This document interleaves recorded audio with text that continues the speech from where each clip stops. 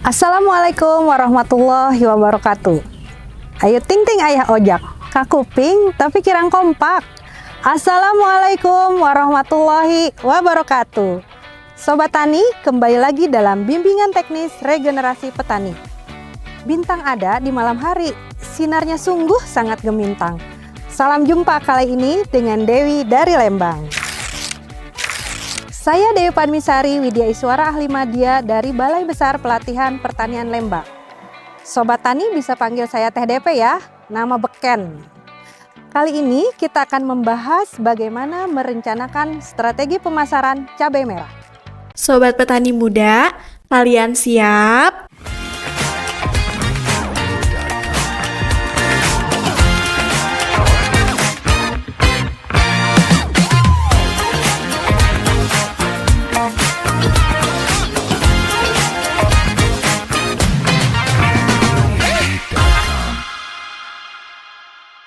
Setelah mengikuti sesi ini, Sobat Tani diharapkan dapat memahami strategi pemasaran, yaitu 4P dan STP, serta mengetahui tentang pengembangan model pertanian untuk cabai merah.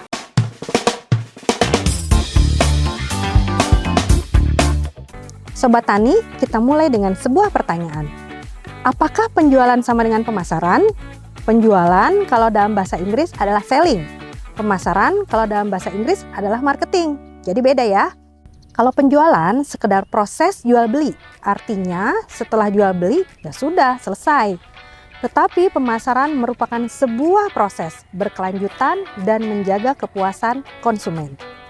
Menurut Kotler, pemasaran merupakan proses sosial dan manajerial yang di dalamnya individu dan kelompok mendapatkan apa yang mereka butuhkan dan inginkan dengan menciptakan, menawarkan, mempertukarkan produk dengan pihak lain. Pemasaran merupakan bentuk komunikasi antara seseorang dengan konsumennya dengan tujuan untuk memperoleh produk atau jasa. Jadi cakupan pemasaran ini lebih luas ya. Setelah paham apa itu pemasaran, maka kita akan bicara lebih lanjut tentang strategi pemasaran. Apa itu strategi pemasaran? Strategi pemasaran adalah serangkaian cara yang tepat, konsisten, dan layak untuk dilakukan untuk mencapai sasaran atau target pasar yang dituju. Mengapa diperlukan strategi dalam pemasaran? Karena dengan strategi pemasaran yang tepat atau efektif, kita dapat mempertahankan pasar. Nah, strategi dasar atau acuan untuk mencapai sasaran yang dituju merupakan bauran pemasaran atau yang kita kenal dengan marketing mix, yaitu komposisi terbaik dari komponen pemasaran. Sobat Tani, strategi-strategi dalam pemasaran yaitu strategi produk, harga, tempat, penyaluran atau distribusi, dan promosi atau yang kita kenal dengan istilah 4P. Atau secara teoritis, menurut Kotler, bauran pemasaran adalah seperangkat alat pemasaran yang digunakan perusahaan untuk mencapai tujuan pemasaran dalam memenuhi target pasar. Nah, Sobat Tani akan lebih memahami dengan melihat infografis ini. Sobat Tani, P yang pertama adalah produk, yaitu sesuatu yang dapat ditawarkan ke pasar untuk mendapatkan perhatian, dibeli, digunakan, atau dikonsumsi yang dapat memuaskan keinginan atau kebutuhan dari konsumen. Contoh strategi dari jenis produknya, misalnya sayuran organik, khas Chinese, Japanese, unik atau eksotik, eksklusif, hidroponik, produk yang beda dari yang lain. Contoh strategi pengembangan misalnya melalui produk, bisa packaging. Nah, disesuaikan dengan jenis produk dan pasar yang dituju, branding, labeling, dan jaminan.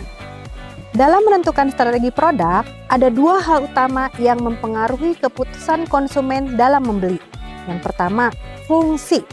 Apakah produk yang dipilih dapat memenuhi kebutuhan atau keinginan konsumen? Ya kan kita beli kalau butuh ya, atau Sobat Tani membeli karena ingin nih. Kedua, penampilan. Bagaimana konsumen akan melihat atau merespon tampilan dari produk kita. Hal ini termasuk kualitas produk ya, bukan hanya dari kemasannya saja.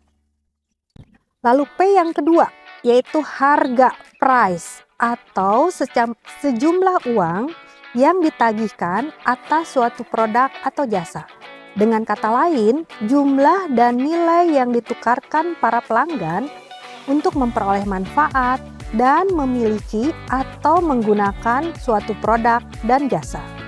Penetapan harga harus hati-hati ya Sobat Tani, karena akan mempengaruhi permintaan pasar dan mempengaruhi posisi kompetitor dalam merebut pasar. Contoh strategi penetapan harga cabai merah atau komoditas hortikultura. Bukan strategi penetapan harga secara umum ya. Yang pertama, penetapan harga berdasarkan harga jual ke pasaran. Nah, hal-hal yang jadi pertimbangan adalah harga kompetitor atau produk sejenis di pasaran yang sama, biaya-biaya yang dikeluarkan dari penerimaan barang sampai siap dijual, serta keuntungan. Kedua, penetapan harga berdasarkan harga pembelian ke petani cabai.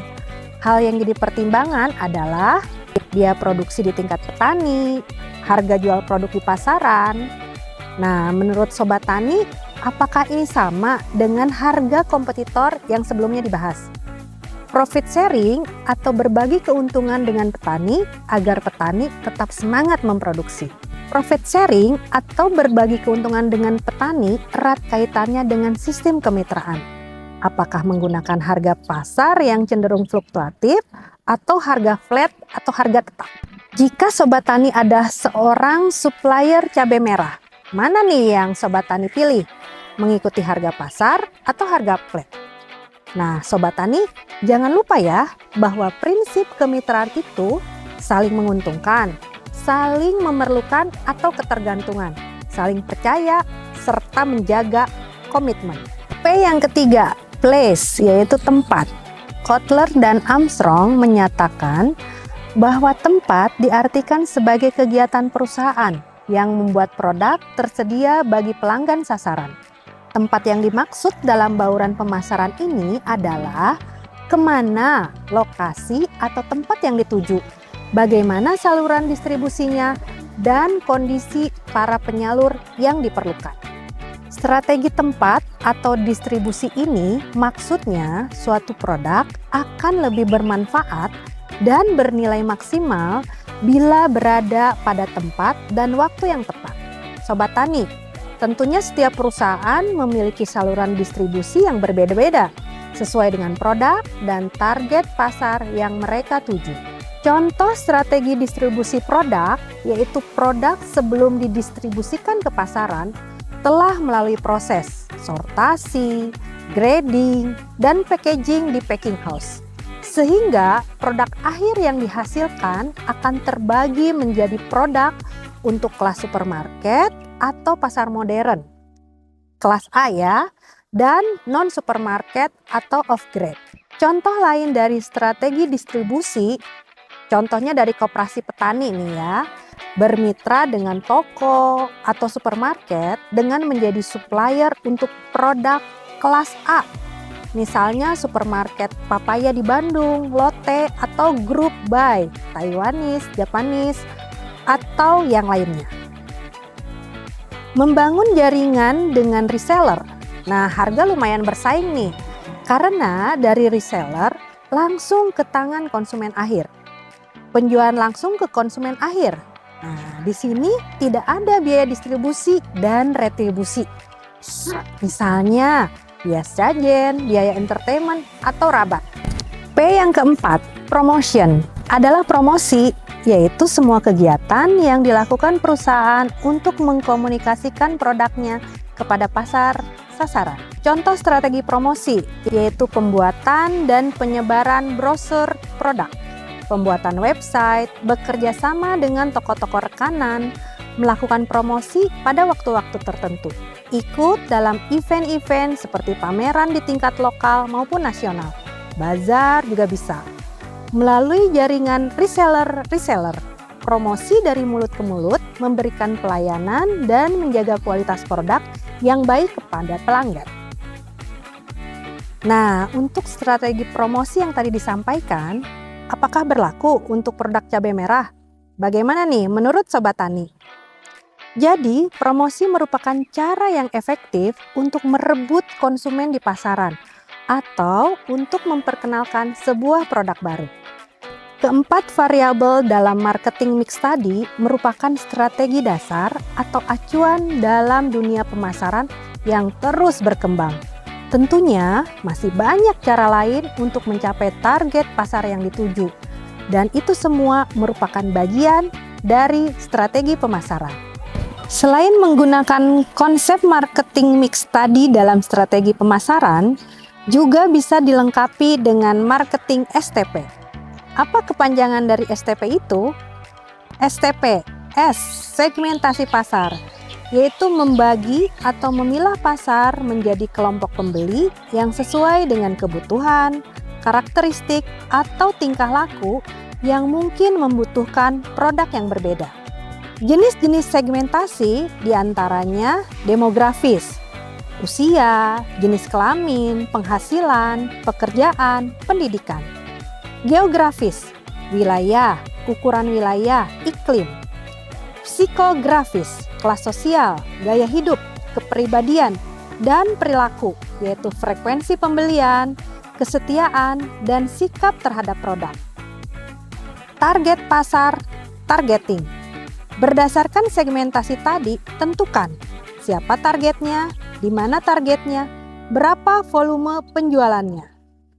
Target dalam STP mempertimbangkan faktor seperti keuntungan yang diharapkan atau profitabilitas, pertumbuhan usaha atau growth, dan kemudahan akses bagi pelanggan. Targeting dari strategi marketing STP ini adalah orang yang tetap menjalankan gaya hidup dengan mengkonsumsi makanan sehat. Maka pertumbuhan yang diharapkan adalah loyalitas dari pelanggan-pelanggan yang bergaya hidup sehat ini. Oleh karena itu, harus dapat memberikan akses lebih mudah bagi mereka, seperti layanan pesan antar atau delivery.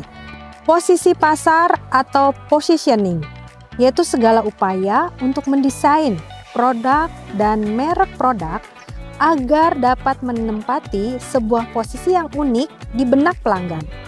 Hasil akhirnya adalah terciptanya proporsi nilai yang pas, yang menjadi alasan bagi konsumen untuk membeli. Sobat Tani, selanjutnya mari kita lihat sebuah model pengembangan pemasaran. Ini adalah studi kasus pasar lelang cabai secara digital di Kabupaten Sleman. Sebuah cerita sukses dari perkumpulan petani hortikultura di puncak Gunung Merapi yang dibina oleh Bank Indonesia melalui digitalisasi berbasis aplikasi dengan operasional transaksi lelang menggunakan Panenin untuk perbaikan tata niaga cabai merah. Jadi ada kondisi sebelum pasar lelang atau existing dengan pasca pasar lelang.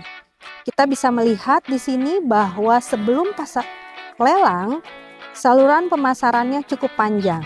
Setelah ada pasar lelang, petani, petugas, pembeli ini melakukan pasar lelang tertutup.